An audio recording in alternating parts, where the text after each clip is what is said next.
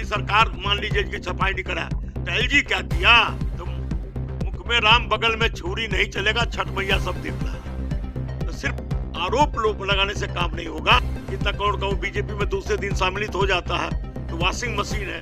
नमस्कार, मैं प्रियंका आर्या। अखबार के इस एक्सक्लूसिव इंटरव्यू में आपका स्वागत है। आज हमारे साथ एक ऐसी शख्सियत मौजूद है जो पहले तो कांग्रेस से पूर्व सांसद रह चुके हैं और पिछले ही साल एमसीडी इलेक्शंस में आम आदमी पार्टी में शामिल हुए थे। आइए हम मिलते हैं महाबल मिश्रा जी से। सर, आपका हमारे चैनल पे हार्दिक स्वागत है।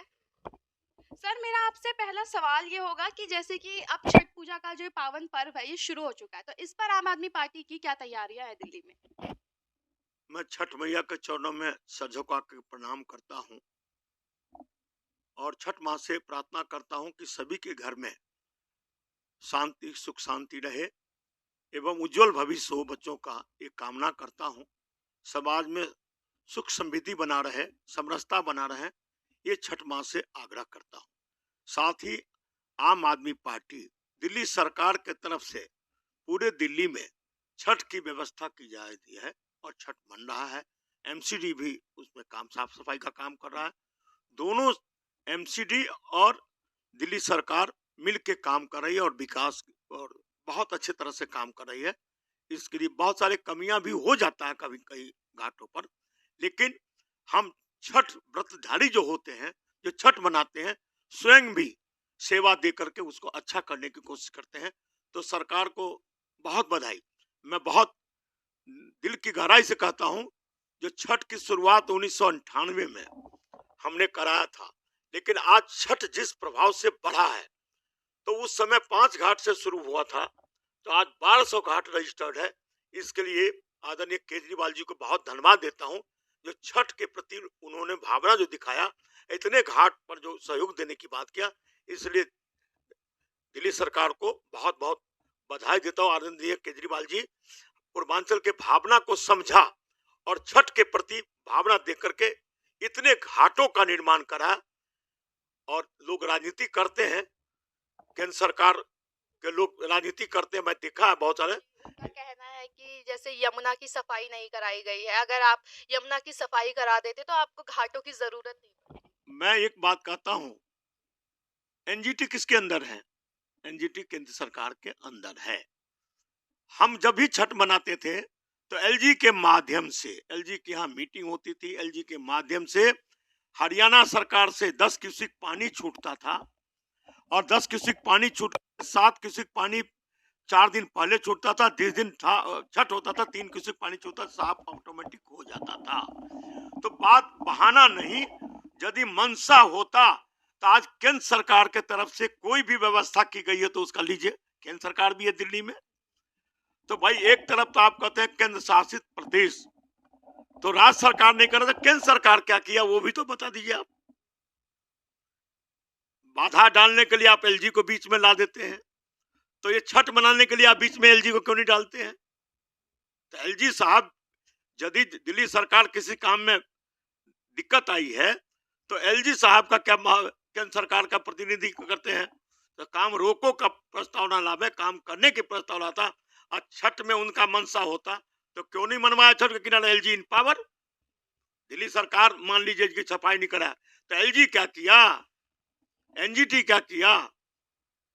और 1 महीना पहले दिल्ली सरकार मीटिंग करती थी एलजी के केंद्र सरकार के थे, हरियाणा के मुख्यमंत्री से सबके मीटिंग करती थी, अब पानी वहां से छूटता था, जमुना साफ होती थी। इस बार क्यों नहीं हुआ?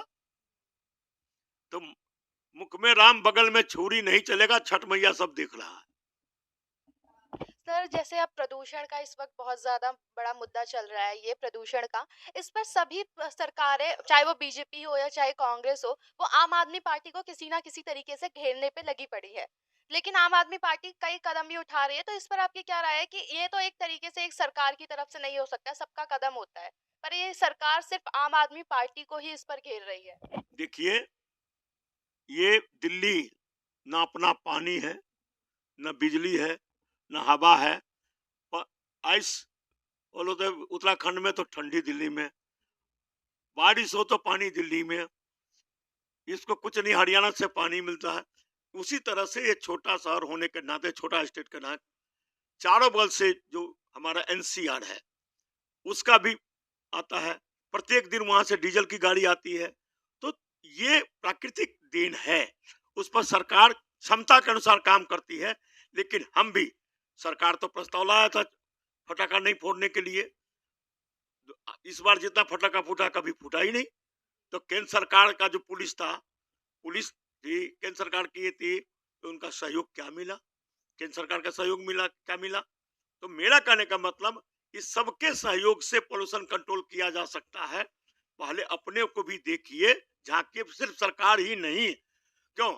आप हरियाणा से, पंजाब से या यूपी से या राजस्थान से, ये कहीं से जो गाड़ी आती है पोल्यूटेड गाड़ी, जो डीजल वाला गाड़ी आता है, उसको कौन रोकेगा? ट्रक आती है उसको कौन रोकेगा? तो इसको रोकने का आप भी तो केंद्र सरकार की तरफ से कोई चीज करें। तो सिर्फ आरोप लोग लगाने से काम नहीं होगा, काम अग्रसर होकर काम करने का मतलब सबका हक बनता, हर नागरिक का बनता। जब पोल्यूशन कैसे कम हो, तो हम भी नागरिक थे, फटाखा नहीं फोड़ना चाहिए था। तो नागरिक की जिम्मेदारी बनती है।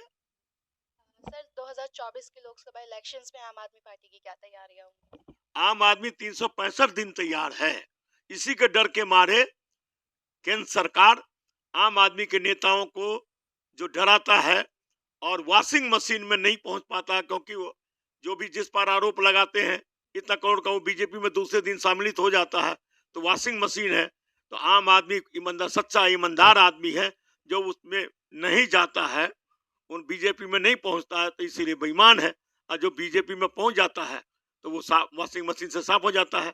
आप 4-5 दिन से आप देखे होंगे, जो कृषि मंत्री तोमर साहब का बेटे पर वीडियो चल रहा है, क्यों नहीं अभी तक एक्शन हुआ?